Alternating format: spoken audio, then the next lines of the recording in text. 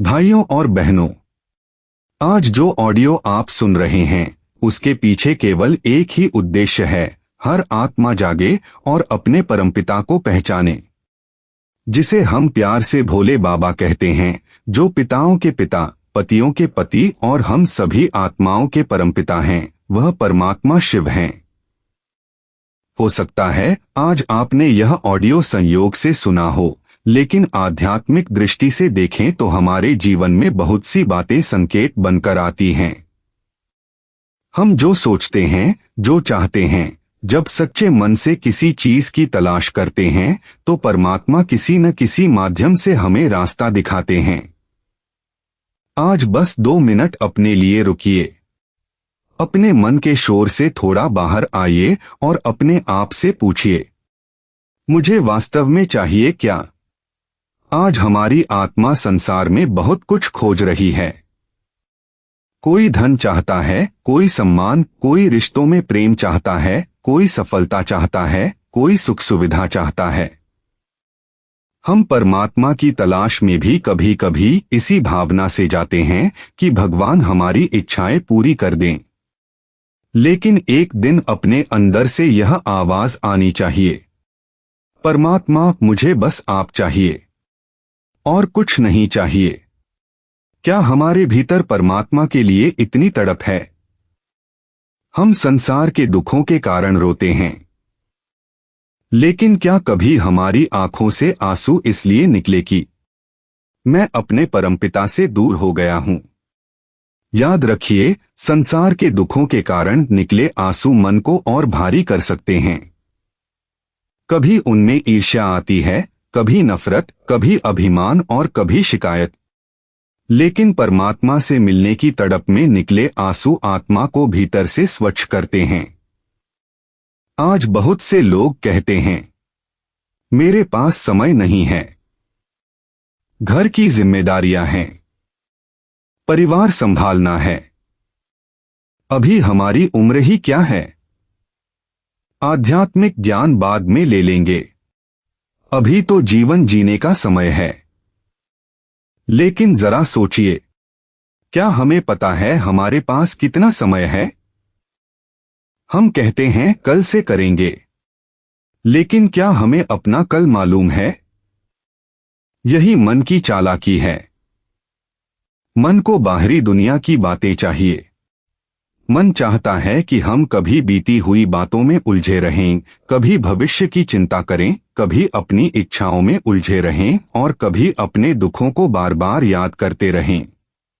कभी यही मन कहता है, हाय, मेरे साथ ही ऐसा क्यों हुआ? कभी किसी उपलब्धि का पूरा श्रेय स्वयं लेना चाहता है। यही तो अहंकार है।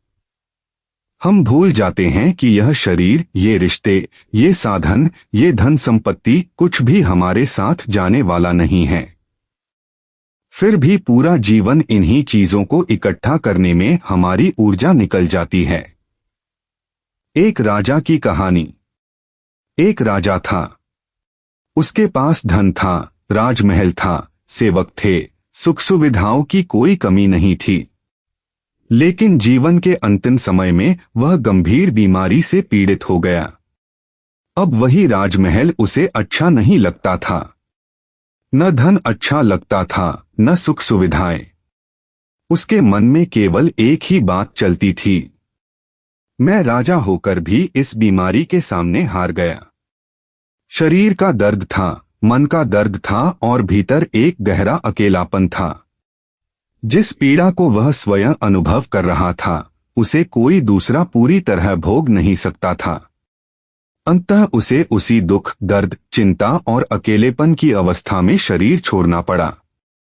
अब जरा विचार कीजिए, राजा इस संसार से क्या लेकर गया? न राजमहल गया, न धन गया, न पद गया, न सुख सुविधाएं गईं। केवल उसकी अंतिम अवस्था और उसके संस्कार उसके साथ रहे। इसीलिए कहा जाता है, अंतमति सो गति। जिस भावना और स्मृति में आत्मा शरीर छोड़ती है, उसकी आगे की गति पर उसका गहरा प्रभाव पड़ता है। अब दूसरी ओर एक ऐसा साधारण मनुष्य सोचिए जिसने अपना जीवन परमात्मा के ज्ञान और स्मृति में जिया। उसने अपने जीवन में सेवा की, शुभ कर्म किए, परमात्मा को याद किया और स्वयं को आत्मा समझकर जीवन जीने का अभ्यास किया। यदि जीवन के अंतिम समय में उसके शरीर में बीमारी भी आ जाए तो भी उसकी चेतना परमात्मा की स्मृति में रह सकती है। शरीर अपना कर्म कर रहा है, लेकिन आत्मा का मन परमात्मा में लगा हुआ है। यही वास्तविक कमाई है। इसलिए हमें आज से ही स्वयं से पूछना होगा, मैं इस संसार से क्या लेकर जाने की तैयारी कर रहा हूं? केवल धन, केवल संपत्ति, केवल रिश्ते, या परमात्मा का ज्ञान, उसकी याद और अपने सच्चे आत्मस्वरूप की पहचान? हम आत्माएं हैं और वह परमात्मा हमारा परमपिता है। वह ज्ञान का सागर है, वह शांति का सागर है, वह पवित्रता का सागर है, वह प्रेम का सागर है। हमें उसी ज्ञान सागर के स्रोत से स्वयं को जोड़ना है, क्योंकि जब आत्मा संसार से विदा हो तो वह भीतर से खाली होकर न जाए, भरपूर होकर जाए। और हमें भरपूर कौन करेगा? हमारा परमपिता परमात्मा, जिसे हम शिव बाबा, भोलेनाथ, परमपिता परमात्मा कहते हैं। तो आज बस अपने मन से एक प्रश्न पूछिए, हे परमात्मा, मुझे संसार की चीजों में नहीं, आपको पाने की सच्ची इच्छा कब होगी? जिस दिन भीतर से यह आवाज आने लगे, बाबा मुझे बस आप चाहिए, संसार नहीं, समझ लेना आत्मा की वास्तविक यात्रा वहीं से शुरू हो गई है। ओम शांति।